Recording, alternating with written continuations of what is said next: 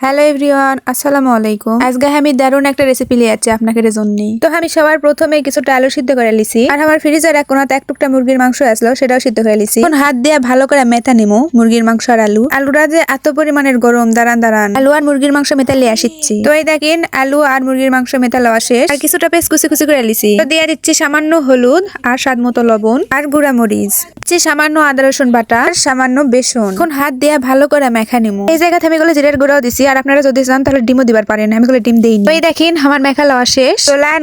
চুলাতে একটা তাওয়া তুলে দিছি, তাওয়াত দিছি সয়াবিন তেল। এখন কিছুটা আলু লিয়া আলু ভর্তাই কই হাতত লিয়া গোল গোল করে চেপটা বানানিমু। দেখি না তিনকারা তাওয়ার তেল গরম হয়ে গেছে, এখন সেই তেল ছেড়া দিচ্ছি। একটা একটা বানাচ্ছে বা একটা একটা করে ছেড়া দিচ্ছি। আপনারা একটু দাঁড়ান, আমি ভেজালি আসিচ্ছি।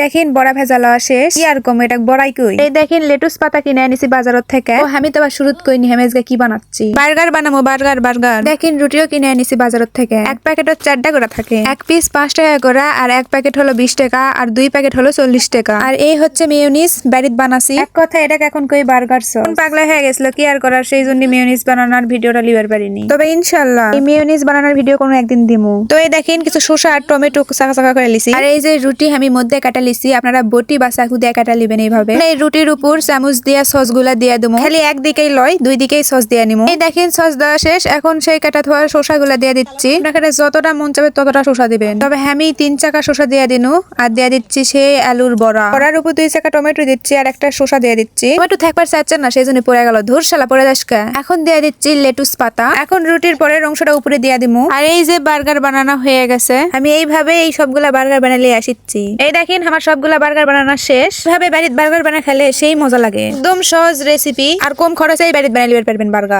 লাইক কমেন্ট শেয়ার সাবস্ক্রাইব করবেন, পাশে থাকবেন। আল্লাহ হাফেজ।